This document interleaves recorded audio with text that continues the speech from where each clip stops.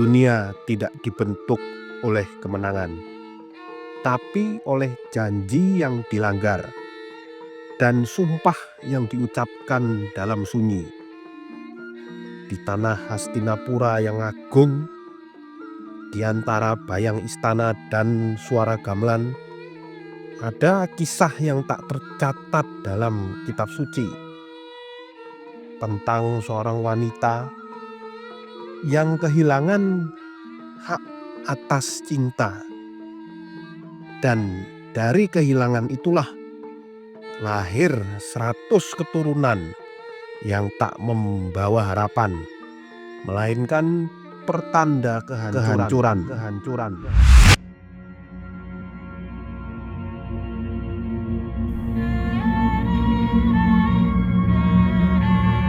Dewi Gendari, putri dari kerajaan Pelasa Jenar, pernah dijanjikan cinta oleh Pandu Dewanata.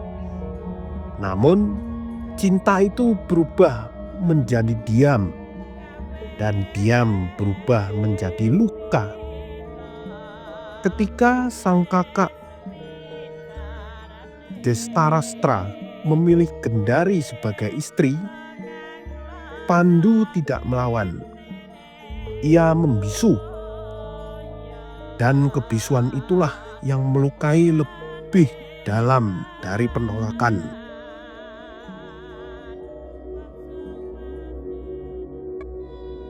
Gendari menerima takdir menjadi istri seorang tunanetra, tapi dalam diamnya ia menanam dendam. Anak-anakku kelak akan menjadi musuh bagi anak-anak Pandu. Bukan hanya sumpah, tapi kutukan yang mengalir melalui rahimnya sendiri.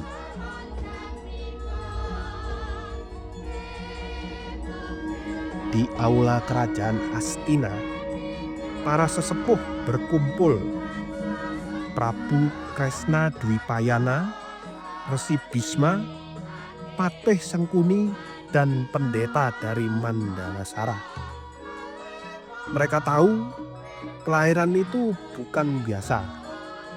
Ada sesuatu yang bergerak dalam senyap. 100 anak dalam satu kelahiran.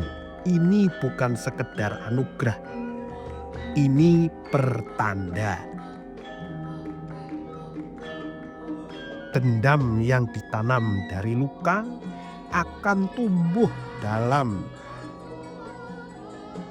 Jika tak diarahkan, mereka akan membakar tanah ini. Atau mungkin memang itulah takdirnya.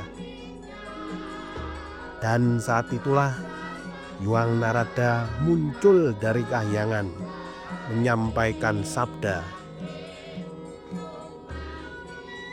Kurawa akan lahir 100 anak dan 1 wanita.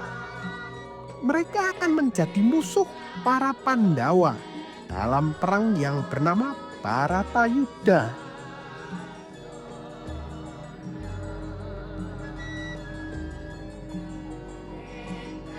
Malam tak lagi tenang.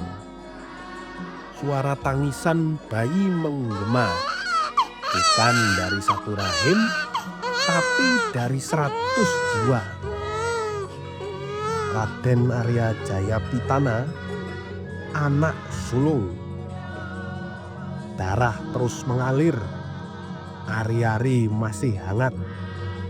Hingga satu persatu bayi lahir tanpa jeda. Genaplah 100. Dan seorang wanita, Dursilawati. Anak-anak ini bukan sekedar darah daging manusia. Mereka adalah kehendak dewa dan bayang dari luka seorang ibu.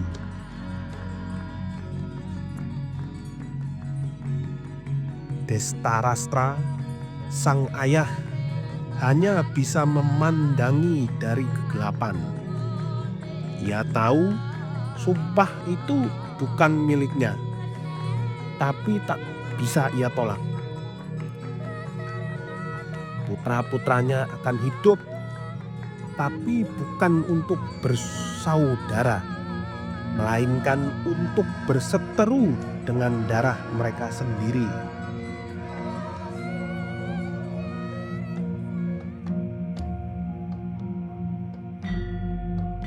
Prabu Kresna Dwipayana pun bersabda, "Hari ini aku menyerahkan tahta kerajaan kepada Pandu Dewanata, sebab Dhestarashtra tak mampu memimpin dunia yang tak bisa ia lihat." Maka tahta jatuh ke tangan Pandu. Tapi di luar singgasana, api kecil telah menyala, dan tak seorang pun bisa memadamkannya. Kurawa tumbuh besar dalam kemegahan istana, tapi jauh di dalam hati mereka hidup rasa iri, curiga, dan keserakahan. Pandawa adalah bayangan yang mengganggu tidur mereka, dan tahta adalah warisan yang menurut mereka harus direbut kembali. Maka dunia pun diam, menunggu waktu retak.